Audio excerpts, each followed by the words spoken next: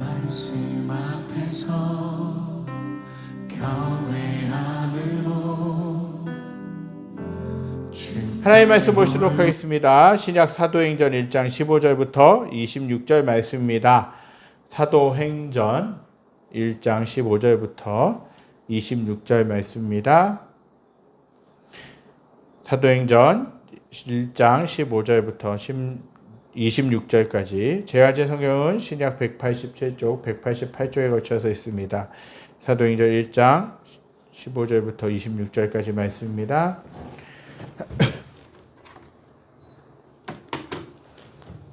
사도행전 1장 15절부터 26절까지 말씀. 다 찾으셨으면 제가 15절부터 25절까지 봉독해 드리고요. 마지막 26절만 함께 읽도록 하겠습니다. 모인 무리의 수가 약 120명이나 되더라. 그때 베드로가 그 형제들 가운데 일어서서 이르되, 형제들아, 성령이 다윗의 입을 통하여 예수 잡는 자들의 길잡이가 된 유다를 가리켜 미리 말씀하신 성경이 응하였으니 마땅하도다. 이 사람은 본래 우리 수 가운데 참여하여 이 직무의 한 부분을 맡았던 자라. 이 사람이 불의의 삭스로 밭을 사고 후에 몸이 곤두박질하여 배가 터져 창자가 다 흘러나온지라. 이 일이 예루살렘에 사는 모든 사람에게 알려져 그들의 말로는 그 밭을 아겔다마라 하니 이는 피밭이라는 뜻이라. 시편에 기록하였으되 그의 거처를 황폐하게 하시며 거기 거하는 자가 없게 하소서 하였고, 또 일렀으되 그의 직분을 타인이 취하게 하소서 하였도다. 이러함으로 요한의 세례로부터 우리 가운데서 올려져 가신 날까지 주 예수께서 우리 가운데 출입하실 때에 항상 우리와 함께 다니던 사람 중에 하나를 세워 우리와 더불어 예수께서 부활하심을 증언할 사람이 되게 하여야 하리라 하거늘, 그들이 두 사람을 내세우니 하나는 바시바라고도 하고 별명은 유수도라고도 하는 요셉이요, 하나는 마띠아라. 그들이 기도하여 이르되, 무사람의 마음을 아시는 주여, 이 두 사람 중에 누가 주님께 택하신 바 되어 봉사와 및 사도의 직무를 대신할 자인지를 보이시옵소서. 유다는 이 직무를 버리고 제 곳으로 갔나이다 하고. 26절 함께 읽겠습니다. 제비 뽑아 마띠아를 얻으니 그가 11사도의 수에 들어가니라. 아멘. 우리는 지난 주일에 주님의 십자가 복음이 모든 사람을 위한 것이듯 성령을 통해 임하는 그 권능의 삶도 모든 사람에게 주신 동일한 약속임을 나누었습니다. 구약 성경의 인물들이 능력의 삶을 살 수 있었던 그 원동력이 뭔가, 그들의 뛰어남이나 그들의 똑똑함이 아니라 하늘로부터 오는 주님의 권능이 있었기 때문에 그들은 그렇게 능력 있게 살 수 있었다라는 것이었습니다. 예수님은 하늘로 올라가시기 전에 약속하신 것을 기다리라고 그 남겨진 사람들에게 말씀하셨습니다. 제자들이 3년 동안 예수님과 동거동락하면서 훈련받고 그분이 행하셨던 일들을 직접 눈으로 보고 하나님의 말씀에 대한 가르침을 받았지만 그 가르침대로 살지는 못했다라는 것이죠. 예수님은 그 제자들이, 다른 사람들이 성령을 받아야 능력 있는 삶을 살 수 있음을 아셨던 것입니다. 하지만 사도행전 1장 4절부터 5절에 말씀하고 계신 것 같이 성령이 임하실 때를 기다려야 함을 말씀하셨습니다. 방금 언급했던 이 말씀이 우리에게 주는 의미는 교회는 성령의 때를 기다려야 한다라는 것이에요. 너희는 몇 날이 못 되어 성령을 받으리라고 말씀하셨는데 그 때를 기다려야 된다라고 말씀하신 거예요. 그 때를 우리가 알 수 없다, 너희들이 알 수 없다라고 말씀하신 것이죠. 오직 그 때를 누구만이 아십니까? 하나님, 예수님만이 아신다라는 것이에요. 그러면서 그 때를 기다리면서 기도하라고 하신 것입니다. 정말 성령님이 우리에게 임하시는 것도 너무나도 중요합니다. 성령이 임하시기까지, 우리가 하나님의 자녀가 되기까지 기다리는 것이 너무나도 중요해요. 기다림이 너무나도 중요하다라는 것이에요. 주님이 명령하신 것도 인내하라는 것이죠. 좋은 것을 얻기까지, 신앙의 열매를 얻기까지 기다리는 것이 너무나도 중요하다라는 거예요. 교회도 기다림이 있어야 된다라는 거예요. 성령의 때를 기다려야 된다라는 것이죠. 그렇다면 어떻게 기다려야 되겠습니까? 그냥 아무것도 하지 않고 주구장창 계속 기다림만 계속되면 어련히 알아서 성령이 오시는 것일까요? 제자들이 선택한 기다림이란 아무것도 안 하고 무작정 기다렸던 것이 아니라 제자들이 선택한 기다림은 바로 기도였다라는 것입니다. 그들은 땅끝까지 이르러 증인이 되리라는 말씀을 믿기는커녕 이해할 수조차도 없었지만 말씀하신 분을 신뢰하며, 즉 그 예수님을 신뢰하면서 오직 기도에 힘썼다라는 것이에요. 제자들은 사도행전 1장 13절부터 14절에서 볼 수 있듯이 예수님이 주신 약속을 붙들고 기도했다라는 사실입니다. 성령이 어떻게 역사하실 것인지는 우리가 알 수는 없지만 그들은 그 약속을 믿고 기도했다라는 사실이죠. 교회는 기도하는 공동체입니다. 예수님이 승천하신 후 열흘 남짓 때는 짧은 시간이었지만 제자들과 함께 모인 사람들은 생업을 제쳐두고 예수님의 약속만 붙잡고 기도했다라는 사실이에요. 이것은 보통의 믿음이 아닙니다. 하루, 이틀, 사흘 계속해서 기도했지만 아무런 일도 일어나지 않았다라는 것이죠. 하루, 이틀, 사흘, 또 나흘까지 기도하고 기다렸지만 아무 일도 일어나지 않으면 어떻습니까? 우리 같으면 포기했을 것입니다. 기도해도 별 소용이 없구나. 기도해도 아무런 기적도 일어나지 않고 아무런 소용이 없네. 아무런 능력이 없네. 라고 생각하면서 자포자기하고 기도를 멈췄을지도 모르겠습니다. 하지만 예수님이 약속하신 성령이 임할 때까지 그들은 기도했습니다. 120명이나 되는 많은 사람들이 한 마음이 되어 기도한다는 것은 여간 어려운 것이 아니죠. 보통의 일이 아닌 것입니다. 그만큼 간절히 성령을 기다렸다는 증거이자 이미 하나님이 그들을 교회로 빚으시는 과정 가운데 있었음을 보여주는 증거라고 할 수 있는 것이죠. 그렇게 기도하기를 열흘쯤 되었을 때, 즉 오순절이 되었을 때 어떤 일이 벌어집니까? 갑자기 하늘로부터 강한 바람 소리가 들리게 됩니다. 그리고 큰 불덩이가 각 사람의 심령 위에 임하게 되는 것이에요. 불같은 하나님의 영이 충만하게 임하더니 제자들의 가슴이 뜨거워지고 그들의 입에서는 전혀 알지 못하는 언어들이, 그 말들이 터져 나온 것입니다. 그날로부터 제자들은 완전히 다른 사람으로 변화되었습니다. 그들이 밖으로 나가 복음을 증거하자 수많은 사람들이 구원받고 한데 모이기 시작했다라는 거예요. 성령을 받기 전에 제자들은 지난주일에 말씀드린 것 같이 3년 동안 그 예수님과 동거동락하면서 살아왔지만 결정적이었을 때, 즉 예수님이 잡히시던 날 밤, 예수님이 고난받으셨을 때, 예수님이 십자가에 달려 돌아가셨을 때 12명이나 되는 그 제자들은 한 명도 그 예수님 곁에 남아있지 않고 다 도망갔습니다. 왜 그렇습니까? 자신도 예수님과 함께 고난받고 죽을까봐 두려워하면서 도망간 것이죠.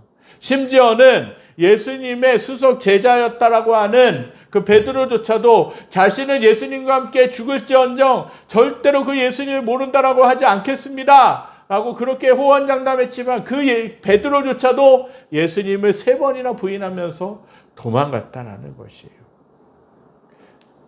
그러던 제자들이 예수님이 부활하시고 하늘로 올려가시면서 약속하신 것을 기대이라고 하면서 그렇게 하늘로 올라가신 다음에 그들은 기도했을 때, 기도하고 난 열흘이 되었을 때 그 제자들은 완전히 다른 사람으로 변화되어지게 되었습니다.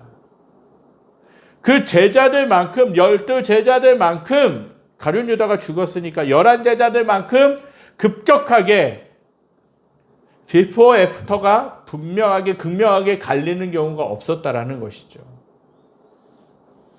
제자들은 완전히 다른 사람으로 변화되었습니다.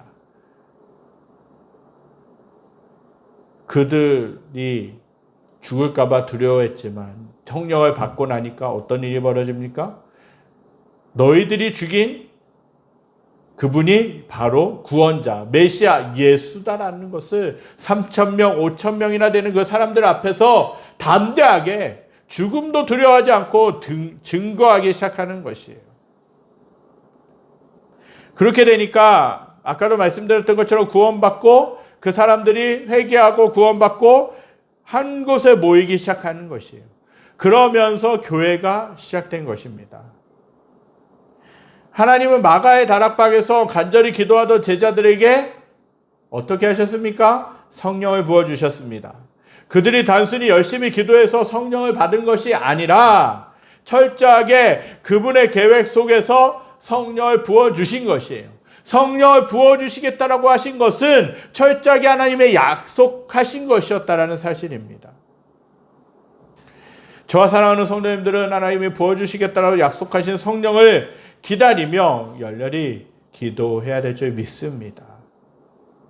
내 삶 가운데, 우리 가정 가운데, 직장과 사업체 가운데 성령이 임하셔야 모든 죄를 이기고 변화되고 하나님의 사명을 이룰 수 있는 줄 믿습니다. 마찬가지로 우리 교회 가운데 지금도 성령이 강력하게 역사하시기를 기도해야 된다는 것이에요. 성령이 강력하게 역사하실 때 넘치는 교회를 통하여 이 지역에 죽어가는 영혼들을 살릴 뿐 아니라 땅끝까지 복음을 강력하게 전할 수 있는 줄 믿습니다. 20세기 초 유럽의 웨일즈와 스칸다네비아 반도의 여러 나라에 성령이 강력하게 임하여서 뜨거운 부흥운동이 부흥이 일어나게 됐습니다. 하지만 당시 독일교회 지도자들은 성령의 역사를 완강히 거부했다라는 것이죠. 그들은 우리는 이 현상에 신학적인 문제가 많다라고 생각합니다. 우리 독일교회는 성령운동이라고 하는 불리는 이 움직임을 금지합니다. 독일교회는 이것을 거부합니다라고 그렇게 이야기를 하게 된 것입니다. 이런 결정을 내린 뒤에 독일교회사에 매우 중요한 두 가지 사건이 일어나게 되죠. 첫 번째는 자유주의 신학이 등장하게 됩니다. 두 번째로는 히틀러와 나치 정권의 출현이 일어나게 되는 것이죠. 한편 유럽과 같은 부흥운동이 1906년 미국 LA의 아주사라는 거리에서도 일어났습니다. 흑인 성도들을 중심으로 모여 부흥을 위해 기도했을 때 강력한 성령의 역사가 일어났다라는 것입니다. 그 자리에 모인 사람들에게 강력한 성령의 역사가 일어난 것이에요. 이렇게 일어난 성령의 부흥은 뭐냐? 미국의 영적인 흐름을 바꾸어 놓았습니다. 유럽의 교회들과는 달리 미국 교회는 성령의 부흥운동으로 인해 영적인 부흥을 맞이할 수 있었다는 사실입니다. 유럽과 미국 교회 사이에 있었던 극명한 차이를 통해 알 수 있듯이 성령이 임하셔서 우리 개인뿐 아니라 교회가 부흥하는 것은 되어도 그만 안 되어도 그만이 아니라 꼭 되어져야 되는 것입니다. 우리가 부흥의 중심에 서지 못하면 영적으로 육적으로 곤고한 상태에 빠지게 될 수밖에 없습니다. 그렇게 우리는 성령님이 역사하셔서 부흥이 임하도록 간절히 기도해야 합니다. 예수님은 승천하시기 전 모인 사람들에게 예루살렘을 떠나지 말라라고 명령하셨죠. 하지만 당시 상황에서 주님의 명령은 순종하기 힘든 명령이었습니다. 예수님이 계시지 않는 예루살렘에 제자들이 굳이 머물러 있어야 할 이유가 없었다라는 사실이죠. 사실 예루살렘은 제자들에게 매우 위험한 장소였습니다. 예수님을 십자가에 못 박은 사람들이 모여서 권력을 쥐고 있는 곳이었기 때문에 그렇죠. 하루빨리 예루살렘을 떠나야 목숨을 부지할 수 있었습니다. 그런데도 예수님은 예루살렘에 머물라라고 그렇게 말씀하신 것이죠. 게다가 그들은 결코 적은 인원이 아니었습니다. 성경에는 120명의 사람들이 성령을 받았다라고 기록되어 있는데 각기 자기 집에 숨어서 기도하면 몰라도 120명 안에 되는 사람들이 열흘 동안 한 곳에 모여서 집중적으로 기도했다라고 하면 사람들의 눈을 피하기가 어렵다라는 것이죠. 그럼에도 불구하고 이들은 모여서 기도합니다. 생명을 걸고 성도들이 함께 모여서 드리는 기도에 하나님이 응답하시고 역사하셨다라는 사실입니다. 그런데 왜 예수님은 마가의 다락방에서 기도하라고 하셨겠습니까? 그곳은 하나님이 성령을 부어주시려고 예비하신 장소였기 때문에 그렇습니다. 그곳은 예수님과 제자들이 예루살렘에 올 때마다 머물렀던 곳이며 예수님이 십자가에 달리시기 전날 밤에 마지막으로 제자들과 떡과 잔을 나눈 장소였습니다. 지금의 교회와 같은 곳이었죠. 바로 그곳에 모여 기도에 힘쓴 이들만 주님이 약속하신 부흥을 경험했다라는 것입니다. 예루살렘에 머물렀어도 마가의 다락방에 모이지 않은 사람들은 부흥을 구경만 할 수밖에 없었습니다. 왜 그렇습니까? 함께 모여서 기도하지 않았기 때문이죠. 이와 같이 성령을 부어주시기 위해 하나님이 우리를 부르시는 자리가 있습니다. 성도들이 모여 성령을 사모하며 기도하는 자리입니다. 그곳에서 성령의 권능이 물줄기처럼 세상으로 터져 나가게 될 줄 믿습니다. 그곳이 바로 저와 사랑하는 성도님들 그리고 이 넘치는 교회인 줄 믿습니다. 기도가 살아있는 교회는 하나님의 부흥이 임하게 됩니다. 성령이 충만하게 임하게 됩니다. 초대교회 당시에도 기도의 물길이 있었기에 성령이 임하셨고 초대교회가 폭발적으로 성장하고 확장되는 역사가 일어나게 됐다는 사실입니다. 지금도 하나님은 우리 교회를 통하여서 주님의 일을 성취해 가고 계신 줄 믿습니다. 앞으로 교회가 더 흥황하고 확장되기 위해서는 기도의 불길이 타올라야 될 줄 믿습니다. 그런데 사도행전 1장을 자세히 읽어보면 120명의 사람들이 열흘 내내 기도만 한 것은 아니었습니다. 그들은 예수님을 은 30에 팔고 자살한 가룟 유다를 대신할 사람을 세워서 12명이라는 제자의 숫자를 채웠다라는 것이에요. 오늘 본문 21절 22절입니다. 함께 읽겠습니다. 이러함으로 요한의 세례로부터 우리 가운데서 올려져 가신 날까지 주 예수께서 우리 가운데 출입하실 때에 항상 우리와 함께 다니던 사람 중에 하나를 세워 우리와 더불어 예수께서 부활하심을 증언할 사람이 되게 하여야 하리라 하거늘. 방금 읽은 말씀을 보면 예수님은 성령을 기다리라고 하셨는데 그들의 기도가 기다리는 것이었습니다. 그런데 그들은 기도하는 중에 자신들에게 문제가 있음을 느꼈다라는 것이에요. 제자의 수가 한 명 모자른 것이었다는 것이죠. 예수님은 아무렇게나 12명의 제자를 세우지 않으셨습니다. 12이라고 하는 숫자는 모든 교회, 구원받을 모든 성도의 완전한 수를 상징하는 것입니다. 요한계시록 4장 4절을 보면 천상의 교회의 보좌에 앉은 24명의 장로가 등장하게 됩니다. 이들은 구약시대의 12지파와 신약시대의 12제자를 의미하는 동시에 하나님의 약속을 받은 구약시대의 교회와 하나님의 약속이 성취된 신약시대의 교회를 나타내는 것이라고 할 수 있습니다. 그래서 구원받은 성도들의 완전한 수를 상징하는 것입니다. 그렇게 성령을 기다리던 120명은 예수님이 정하신 12이라는 제자의 수를 채워야 함을 깨닫게 된 것이죠. 그래서 기도하면서 가룟 유다를 대신한 제자를 그들은 세웠다라는 사실입니다. 주님이 기도하라고 하실 때에는 섣불리 무언가를 하려 하지 말고 기도해야 하지만 기도하라는 명령이 단순히 아무것도 하지 말라는 뜻은 아니라는 것입니다. 기도 중에 깨닫는 부분에 순종하는 것이 중요합니다. 예를 들어 기도하는 중에 회개하며 끊어야 될 것이 생각났다면 그것을 즉시 끊어야 된다는 것이에요. 깨어진 관계에 대해 말씀하시며 화해하라고 하시면 기도하는 중에 화해하라고 하시는 마음이 든다면 우리는 원수된 그 사람들에게 찾아가서 화해해야 되는 것이에요. 120명의 사람들은 이와 같이 기도하는 중에 12제자 중에 한 명을 새롭게 뽑아야 한다는 마음을 받았습니다. 오늘 본문 21절부터 23절입니다. 이러함으로 요한의 세례로부터 우리 가운데서 올려져 가신 날까지 주 예수께서 우리 가운데 출입하실 때에 항상 우리와 함께 다니던 하나를 세워 우리와 더불어 예수께서 부활하심을 증언할 사람이 되게 하여야 하리라 하거늘. 그들이 두 사람을 내세우니 하나는 바사바라고도 하고 별명은 유스도라고도 하는 요셉이요 하나는 마띠아라라는 것이에요. 새로운 제자의 조건으로 요한의 세례로부터 항상 우리와 함께 다니던 사람과 더불어 예수께서 부활하심을 증언하여야 할 사람이라는 것을 제자의 그 한 마지막 제자를 세우는 조건이었다라는 것이에요.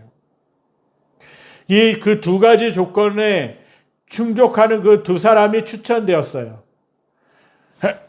추천된 두 사람 중에 하나를 제비 뽑아 선출하게 되죠. 이때 제비 뽑는 방법은 하얀 돌 2개 중에 하나에 사도라고 적은 뒤 항아리 안에 넣고 섞은 뒤에 추천된 두 사람에게 선택하게 하는 것이에요. 이 과정에서 마띠아라고 하는 사람이 사도라고 적힌 돌을 선택하게 된 것이에요. 70인 영어로 번역된 헬라어에 제비를 뽑다라고 할 때 뽑다라는 말은 직무를 맡다라는 뜻으로 해석할 수 있다라고 이야기합니다. 따라서 이것은 단순한 제비 뽑기가 아니라 하나님의 뜻에 따라 마띠아가 예수님의 제자의 직무를 맡게 된 것이에요. 그들은 가룟 유다를 대신한 제자를 세울 때 기도하면서 세웠습니다. 인기 투표를 해서 그 둘 중에 한 사람을 세운 것이 아니라 철저하게 기도하면서 그 제자 중에 한 사람을 세운 것이에요. 그들을 제비 뽑기 전에 이렇게 기도합니다. 오늘 본문 24절, 25절입니다. 함께 읽겠습니다. 그들이 기도하여 이르되 무사람의 마음을 아시는 주여 이 두 사람 중에 누가 주님께 택하신 바 되어 봉사와 및 사도의 직무를 대신할 자인지를 보이시옵소서. 유다는 이 직무를 버리고 제 곳으로 갔나이다 하고,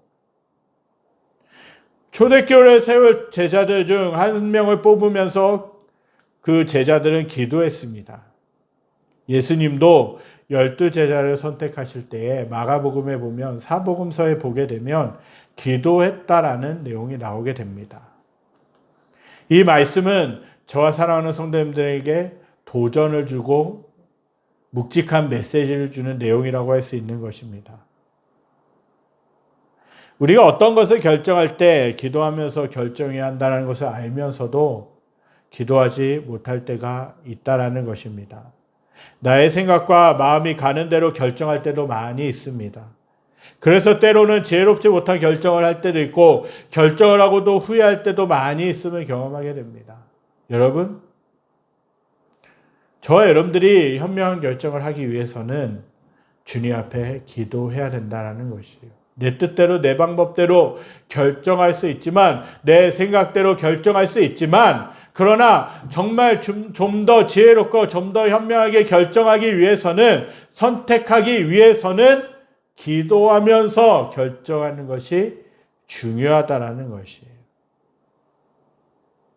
기도하면 성령이 인도해 주십니다. 기도하면 어떤 선택이 지혜로운 것인지 알 수 있다는 것이죠. 기도하는 가운데 성령의 인도하심을 받아 결정하면 주님은 우리가 실수하지 않을 수 있는 길로 인도해 주신다는 사실입니다. 초대교회 당시 제자로 뽑힌다는 것, 즉 사도가 된다는 것은 부활하신 예수 그리스도의 증인이 된다는 의미입니다. 우리에게는 귀하고 명예롭게 들릴 수 있지만 당시로서는 죽음을 각오해야 되는 일이었습니다. 다른 말로 이야기하면 예수님을 위해 죽을 사람을 한 명 더 세우자라는 의미인 것이죠. 예수님을 죽인 뒤에도 유대 종교 지도자들은 그들을 따르던 사람들을 붙잡기에 혈안이 되어 있었습니다. 예수님의 제자라는 기미가 조금이라도 보이면 어떻게 합니까? 체포해서 감옥에 가두고 죽이기까지 했다라는 것입니다. 그러니 제자가 된다는 것은 순교까지도 각오해야 할 일이라는 사실이었습니다. 그렇게 그들은 기도하며 준비하지 않았겠습니까? 한 사람을 택하는데 아무렇게나 택했습니까? 아니라는 거예요. 그 어쩌면 예수님을 전하다가 죽을 수도 있는 절체절명의 위기 가운데 몰릴 수도 있는 그런 맞닥뜨릴 수 있는 그 위기 가운데 맞닥뜨릴 수 있는 그 사람, 그럼에도 불구하고 죽을 수 있는 그 사람을 세우는데 어떻게 아무렇게나 세울 수 있겠습니까? 철저하게 그들은 기도하면서 준비하면서 마띠아라고 하는 그 한 명의 제자를 세운 것이죠. 그렇게 기도하며 세워진 제자가 마띠아라고 하는 사람입니다. 그렇게 해서 예수님의 제자들은 오순절에 임하실 성령을 받을 준비를 모두 갖추게 되었습니다. 3년간의 철저한 교육과 훈련, 승천 직전의 반복 학습, 전심으로 드린 기도와 12사도 단체 회복 등 만반의 준비를 다 갖추었을 때 약속하신 성령이 임하신 것입니다. 즉 인간으로서 할 수 있는 완벽한 준비를 다 갖추었을 때 약속된 성령이 임하신 것입니다. 우리가 성령을 받기 위해서는 기도하며 사람 편에서 할 수 있는 최선을 다하며 기다려야 된다는 것입니다. 우리는 성령을 받을 때 부흥을 경험할 수 있습니다. 부흥이 단순히 경제적으로 우리가 돈을 많이 번다라는 것, 교회가 성도 수가 많아진다라는 것, 그것이 단순한 부흥이 아니라 우리의 삶이 영적으로 다시금 주님께로 재편된다라는 것이에요. 정말 세상을 좋아하고 세상의 것을 즐기며 세상의 것을 더 얻고자 간절히 갈망하면서 그렇게 열망하면서 살아왔던 삶에서 이제는 돌이켜서 주님의 것을 구하고 주님의 뜻대로 살고 주님의 말씀만을 간구하는 그 말씀만을 사모하는 그 삶으로 돌아서는 것, 즉 주님의 얼굴을 구하며 돌아서는 것이 진정한 부흥이라는 것이에요. 그 부흥을 경험하기 위해서는 저와 여러분들이 성령을 충만하게 받아야 된다는 거예요. 그 성령은 기도할 때 받을 수 있습니다. 기도와 더불어 최선을 다해 준비할 때 받을 수 있다는 것이에요.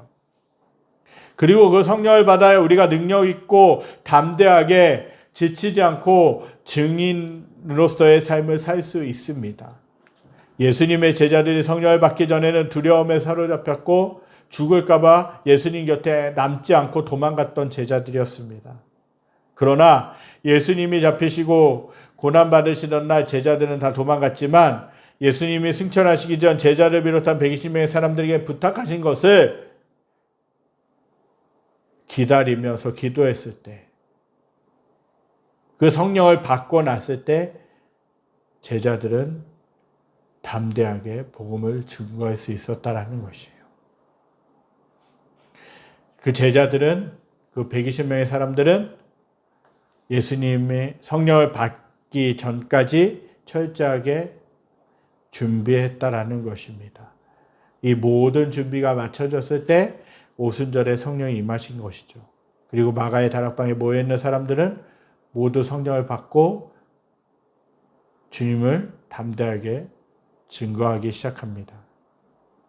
그렇게 할 때 최초의 교회는 폭발적으로 성장하며 흥왕하는 역사가 일어나게 된 것입니다. 사랑하는 성도 여러분, 부흥을 경험하기 원하십니까? 성령을 간절히 풍성하게 받기를 원하십니까? 내 삶 가운데 지치지 않고 능력 있는 삶, 기쁨의 삶을 살기를 원하십니까? 그렇다면 기도하며 간절히 성령을 사모해야 될 줄 믿습니다. 부흥을 사모하는 것이 너무나도 중요하다는 것입니다. 단순히 기도만 하는 것이 아닌 인간의 편에서는 최선을 다해 준비하는 것이 너무나도 중요합니다. 이러한 모습으로 저와 여러분들이 살아갈 때 성령님은 우리를 사로잡으시면서 증인된 삶을 살게 하실 줄 믿습니다. 이러한 삶을 저와 여러분들이 살아가실 수 있기를 간절히 소망합니다. 아무런 능력 없는 무기력한, 세상에서도 아무런 영향력 없는 크리스찬이 아니라 정말 세상 가운데서도 영향력 있는 그 그리스도인의 삶을 살아가실 수 있게 되기를 간절히 소망합니다. 그런 삶이 가능하기 위해서는 어떻게 해야 됩니까? 기도하면서 약속하신, 하나님이 약속하신, 예수님이 약속하신 성령을 받아 누리게 될 때, 그 성령으로 충만하게 될 때 우리는 능력 있는 하나님의 사람들로 살아가게 될 줄 믿습니다. 저 여러분들이 이런 모습으로 살아가심으로 세상 가운데서도 승리하실 수 있게 되기를 간절히 소망합니다. 이 시간 찬양 드리며 나아가도록 하겠습니다. 말씀 기억하면서 찬양할 때 우리 함께 기도해 찬양 드리면서 나아가겠습니다. 정말 하나님이 우리가 간절히 기도할 때 하늘문을 열어주시고 의의 빗줄기를 우리 가운데 이 땅 가운데 부어주실 줄 믿습니다. 또 하늘문이 열리고 하나님의 은혜의 빗줄기가 우리들을 사로잡으실 줄 믿습니다. 우리 이 시간 간절한 마음으로 주님 앞에 찬양드리며 나가겠습니다. 우리 함께 기도해. 우리 함께 기도해. 주 앞에 나와 무릎 꿇고 긍휼 베푸시는 주 하늘을 향해 두 손 들고 하늘문이 열리고 은혜의 빗줄기 이 땅 가득 내리도록 마침내 주 오셔서 의의 빗줄기 우리 위에 부시도록 우리 함께 기도해. 우리 함께 기도해. 주 앞에 나와 무릎 꿇고 긍휼 베푸시는 주 하늘을 향해 두 손 들고 하늘문이 열리고 은혜의 빗줄기 이 땅 가득 내리도록 마침내 주 오셔서 의의 빗줄기 우리 위에 부시 하늘문이 열리고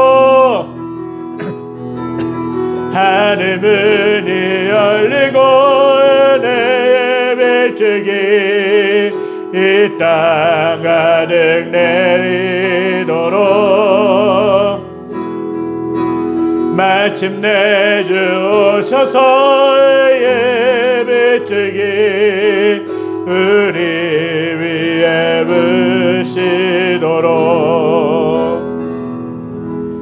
하나님은 저와 여러분들이 성령을 간절히 충만하게 풍성하게 받기를 원하시는 줄 믿습니다.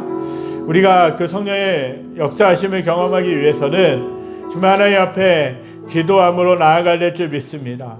성령을 받아도 좋고 안 받아도 좋은 마음이 아니라 정말 성령을 받지 않으면 우리가 살 수 없음을 간절히 소망하면서 우리가 기도할 때 그리고 우리가 세상 가운데서 최선을 다할 때 하나님은 약속하신 성령을 부어주실 것이라고 말씀하셨습니다. 그래서 우리가 성령을 받게 되면 무기력한 삶에서 능력 있는 삶으로 변화되어지고 우리가 성령을 받게 되면 복음을 전하지 못해서 담대하지 못함으로 복음을 전하지 못했던 삶에서 이제는 담대하게 복음을 전하는 삶으로 변화되게 되는 줄 믿습니다. 저와 여러분들이 성령을 받을 때 우리는 능력 있는 삶을 살게 될 줄 믿습니다. 그리고 세상 가운데서도 승리하는 삶을 살게 될 줄 믿습니다. 그 성령을 하나님은 부어주시기까지 약속하신 것을 기다리라고 말씀하셨습니다. 기도하면서 기다리라고 말씀하셨고 정말 그 제자들에게 한 명이 부족한 그 제자들에게 그 한 명을 채워서 정말 복음을 전할 수 있는 그 사람들로 세우라고 그렇게 말씀하신 것에 순종하여서 그들은 마지막 남은 한 명의 제자를 세워서 그렇게 주님 앞에 나아갔던 것도 보게 됩니다. 우리의 삶 가운데 그런 간절한 성령의 역사하심이 충만하게 임할 수 있게 되길 간절히 소망합니다. 정말 우리의 성령이 우리의 삶 가운데 충만하게 임함으로 말미암아 우리가 다시 있는 자리에서 부흥을 경험하고 우리 하나님의 능력을 경험하고 담대하게 세상 가운데서 승리하며 살아갈 수 있게 되기를 간절히 소망합니다. 기도하겠습니다. 하나님, 마가의 다락방에 모인 120명의 사람들, 예수님이 승천하시면서 약속하신 것을 기다리라고, 그렇게 간절히 기다리라고 말씀한 그 말씀에 순종하여서, 주님의 명령에 순종하여서 간절히 기도하며, 또한 한 명이 부족한 그 제자의 수를 채우고 최선을 다해서 인간의 삶을 살아가는 것에, 정말 인간의 삶에서 준비해야 될 것들을 준비하면서 간절히 기도했을 때 하나님은 약속하신 성령을 부어주셨던 것들을 보게 됩니다. 하나님, 우리의 삶 가운데서 성령의 충만함을 경험해야, 늘 매일의 삶 가운데서 성령의 충만한 삶을 살아야 우리가 세상 가운데서 승리할 수 있는 줄 믿습니다. 우리가 무기력한 삶에서 빠져나와 강하고 담대한 삶을 살아갈 수 있는 줄 믿습니다. 하나님, 간절히 성령에 기대하며 기다리며 기도하는 저희들의 모습이 되게 하여 주시고, 교회의 모습이 되게 하시고, 우리들의 일상이 될 수 있도록 인도하여 주시옵소서. 그래서 오순절에 임하였던 성령의 역사하심이 충만하게 우리들의 삶 가운데, 우리 가운데, 우리 교회 가운데 임함으로 말미암아 다시금 하나님 아버지 이전에 경험하지 못하였던 부흥의 경험을, 부흥의 역사를 경험할 수 있도록 인도하시고 역사하여 주시옵소서. 그래서 하나님, 세상 가운데서 담대하게 살게 하여 주시고 승리하며 살게 하여 주시고, 하나님이 주신 능력으로 삶으로 말미암아 세상을 변화시키며 내 주위에 있는 사람들을 변화시키기에 부족함이 없도록 역사하시고 인도하여 주시옵소서. 여호와는 내게 복을 주시고 너를 지키시기 원하며, 여호와는 그의 얼굴을 내게 비추사 은혜 베푸시기 원하며, 여호와는 그의 얼굴을 내게로 향하여 두사 평강 주시기를 원하노라. 이제는 우리 주 예수 그리스도의 은혜와 하나님의 무한하신 사랑하심과 성령의 감화 감동 교통하심의 역사가 오순절에 임하였던 그 성령의 역사하심을 간절히 기도하며 기다리며 준비했던 마가의 다락방에 모인 120명의 사람들처럼 우리들 또한 그렇게 기도하며 최선을 다하며 준비하며 성령의 충만함을 받기로 결단하는 사랑하는 성도들 머리머리 위에, 그들에 속한 직장과 가정과 모든 삶의 터전 위에 여러 가지 어려움으로 인하여서 신음하고 아파하고 낙심하고 있는 이 나라와 이 민족과 전 세계 모든 열방 위에 지금부터 영원까지 함께 계시기를 간절히 축원하옵나이다. 아멘.